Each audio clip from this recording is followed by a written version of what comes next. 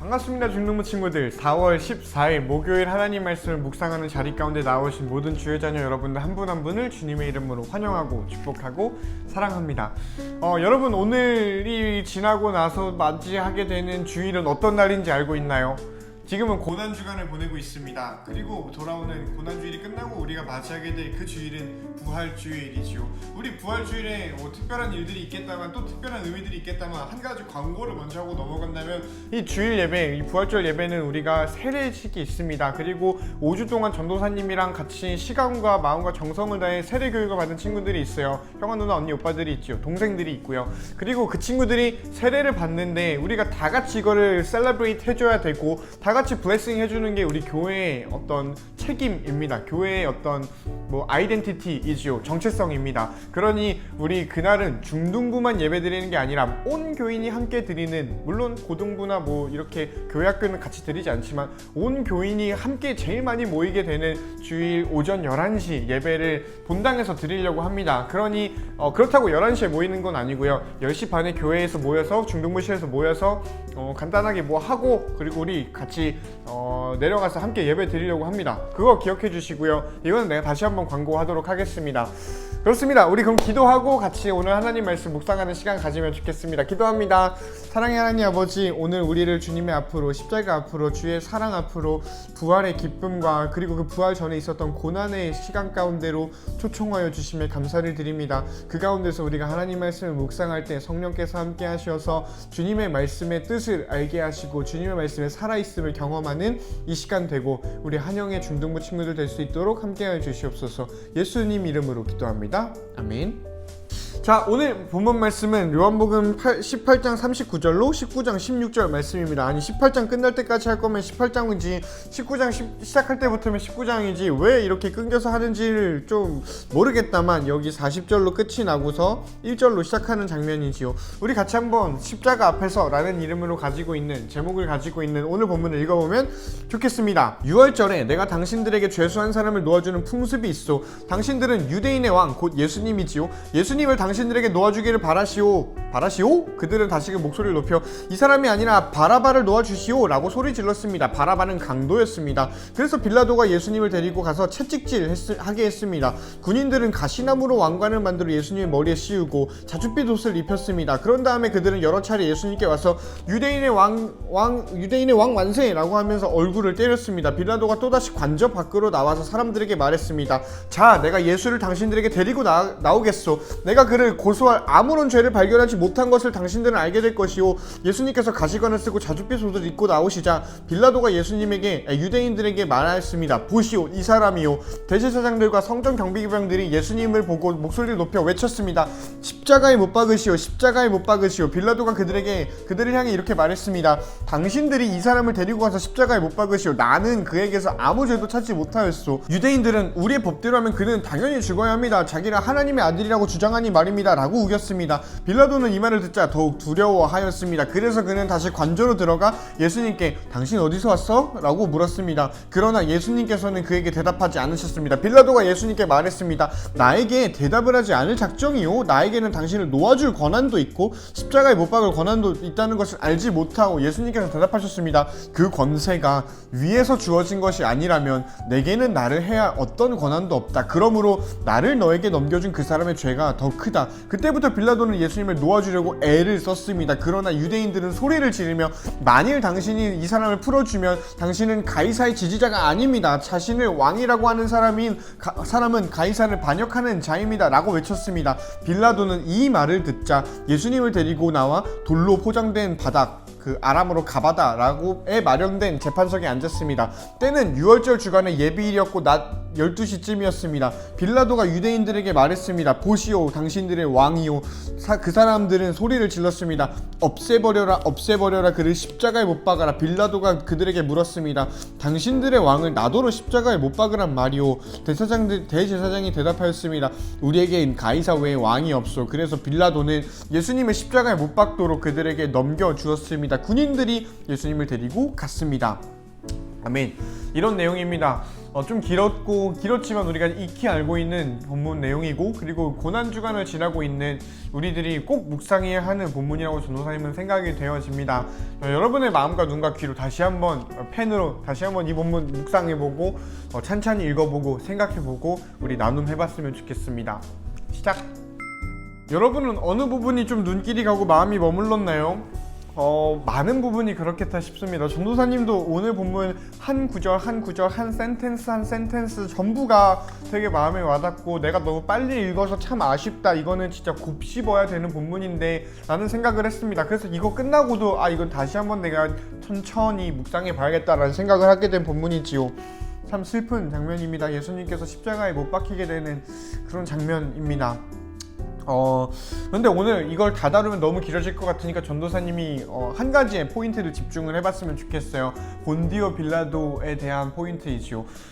개인적인 게 아니죠. 전도사님이 여러분이랑 같이 나눌 설교를 준비하면서 이 본디오 빌라도를 집중적으로 나눌 때가 있습니다. 그게 하반기 아마 한 7, 8월쯤에 있을 것 같아서 빌라도에 대한 자세한 건 그때 이야기를 해보고요. 오늘은 이 부분에 대해서 이야기를 해볼까 합니다.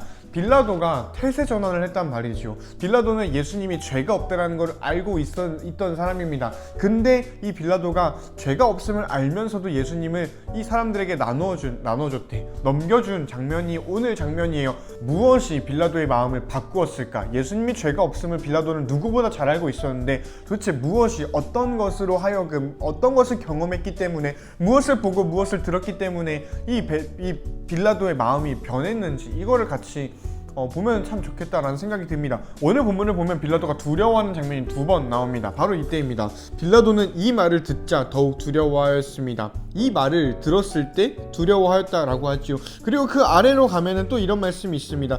빌라도는 이 말을 듣자 두려워한 건 아니지만 재판석에 앉았습니다 라고 합니다. 재판석에 앉을 생각이 없었는데 어떤 이야기를 듣고 나서, 그리고 이 사람이 마음을 바꿔서 예수님을 재판해야겠다라는 생각이 들어서 이제 재판석에 앉게 되었다라는 것이지요. 그러니 빌라도가 태세를 전환하게 된, 빌라도의 마음을 바꾸게 된 것은 이 말을 들었을 때라는 것이지요. 그러니 이 말이 무엇인지를 한번 보면 참 좋겠다 이지요. 이 말이라고 했을 때 이 말을 누가 했나요? 이거 까만색으로 해보자. 이 말은 유대인들이 했습니다. 여기 아래는 이 말을 들었습니다 라고 했는데 유대인들이 소리를 지르며 한 말이래요. 그러니 유대인들이 한 말, 곧 사람들이, 거기 모여있는 청중들이, 거기 모여있는 회중들이, 우리를 둘러싸고 있는 세상이 말하는 소리를 들었을 때 빌라도는 분명히 알고 있었어. 예수님은 죄가 없다. 이걸 분명히 알고 있었음에도 세상이 하는 소리를 들었을 때 이 사람의 마음이 흔들렸다라는 거예요. 세상이 무엇을 말했냐면, 이거는 합법적인 거다, 이거는 당연한 거다 라는, 우리 법대로 하면은 예수님 당연히 죽어야 해, 예수라는 사람은 죽어야 돼 라고 말하는 게 세상의 소리였고요. 그러니 법이지요. 법을 들이밀면서 야, 이 법을 봐라, 이건 불법이다, 그러니까 저 사람은 죽어 마땅하다 라고 말하는 세상의 소리가 있었고요. 그리고 이 아래는 무엇이었나요? 그 당신은 가이사의 지지자가 아닙니다. 이 가이사는 황제입니다. 가이사, 어떻게 쓰지? 시저라고 합니다. 시저, 카이사르라고도 하지요. 로마 황제를 지칭하는 말입니다. 카이사. 이렇게 카이사르가 가이사, 성경에서는 가이사 아구스토라고도 합니다. 가이사의 지지자가 아닙니다 라고 하는 거는 너는 지금 황제를 배신한 사람인 거다 라고 말하는 것이요. 그러니까 여거 말하는 거, 위에서는 뭐였나요? 이 위에서는 이거 예수님 죽이는 거 합법이다 라는 법적 근거를 들이밀면서 이 사람을 흔드는 말을 할 때, 이게 첫 번째이고요. 두 번째는 무엇인가요? 너 배신자구나, 너 이상한 사람이구나, 너 이단이구나, 너 다른 사람이구나, 너 좀 이상한 믿음을 가지고 있구나 라고 매도할 때, 나를 욕할 때, 내 인신을 공격할 때, 이 빌라도의 마음은 흔들렸다 이지요. 그러니 우리가 생각해 볼 만합니다. 우리에게 법적 근거를 들이밀면서, 또 우리를 욕하면서, 우리의 인신을 공격하면서 우리에게 이런저런 말을 할 때가 있을 거예요. 그때가 우리가 가진 예수님에 대한 믿음이 흔들릴 만한 때라는 거지요. 이 본디오 빌라도, 이 사람은 그때서야 흔들렸다라는 겁니다. 빌라도만 그럴까요? 아니겠다 싶습니다. 오늘을 살아가는 우리 또한 이 두 가지에서 우리의 믿음은 흔들리는 것 같다라는 생각이 듭니다. 우리가 욕을 먹을 때, 우리가 매도당할 때, 그리고 우리에게 어떤 법적인 제재들이 가해질 때, 그때 예수님 포기해야겠다라는 생각이 들 만한 것 같아요. 그렇지 않니? 뭐 구체적인 신뢰를 들기에는 전도사님이 정리해온 게 없어서 좀 떠벌떠벌할 것 같아가지고 이야기를 아끼겠습니다. 그런데 한번 생각해봤으면 좋겠어요. 예수님 믿으면 따돌림을 받는 상황이 온다거나, 아직까지 그런 일을 내가 눈으로 보지는 못했는데 그럴 일이 올 것 같지는 않긴 하지만 혹시나 그럴 일이 올 수도 있겠죠. 예수님을 믿었을 때, 예수님이라는 걸 내가 보호했을 때, 교회를 두둔했을 때, 뭐야 쟤 이상해, 쟤 좀 이상한데? 라는 이야기를 듣는다면 그때 한풀 접기가 참 편안하다라는 거죠. 마치 이 베드로의 신앙 고백, 베드로가 부인했을 때와 비슷하겠다 싶습니다. 우리가 기억했으면 좋겠는 거는, 우리가 부인할 건 예수님이지 않습니다. 우리가 부인할 건 내 자신을 부인할 것이지. 왜 그런 말씀 있잖아요. 나를 따르려거든 너를 부인하고 너의 자기 십자가를 지고 따라와라 라고 말씀하십니다. 물론 예수님께서는 극한의 상황에서, 목숨이 왔다 갔다 하는 그 상황에서 우리가 예수님 부인하는 거에 대해서 저 자식이 날 배신해? 라고 이야기할 것 같지는 않습니다. 뭐 실제로 예수님이 그거에 대해서 왈가왈부 하는 것 보이지 않지요. 베드로한테 너 나 배신했지, 너 이거 죄인이다 라고 예수님은 한마디도 하지 않습니다. 그런 걸로 예수님 뭐라 말씀하지 않으세요. 그러나 우리가 부인해야 할 것은 예수님이 아니라 나 자신이라는 것을 우리가 먼저 기억했으면 좋겠어요.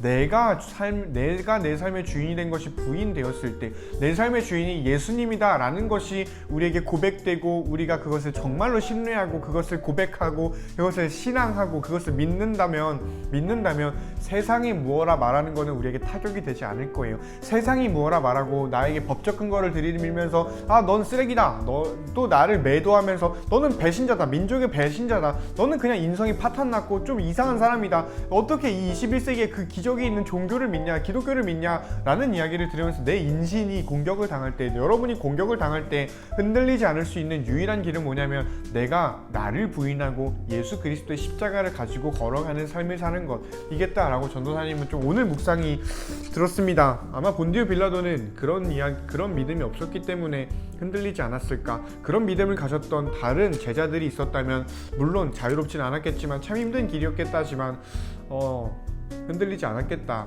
예수님을 곧게 믿고, 곧게 믿는다 함은 예수님 빡세게 믿는 것 이거 아닙니다. 그냥 예수 천국 불신 지옥 이런 거 막 사방 외치면서 다니고 어떻게든 되겠지, 예수님이 해주실 거야 라는 거를 빡세게 믿는 거를 예수님을 믿는 굳은 믿음이라고 하지 않습니다. 굳은 믿음 무엇인가요? 나를 부인하고 내 삶의 주인이 내가 아니라 예수님이구나, 그러니 내가 하고 싶은 대로 하는 것이 아니라 주님께서 보여주시고, 주님께서 성경을 통해서 어떻게 해라, 어떤 사람들을 바라봐라, 누구에게 이렇게 대해라, 하나님을 이렇게 사랑해라 라고 말한 것들대로 살아가는 삶, 그게 예수님 곧게 믿는 것이겠다 싶습니다. 그러니 축복하면서 끝내봅니다. 우리 예수님 곧게 믿어봤으면 좋겠어요.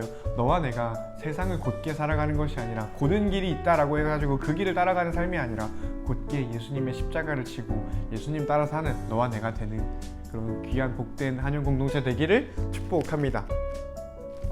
안녕.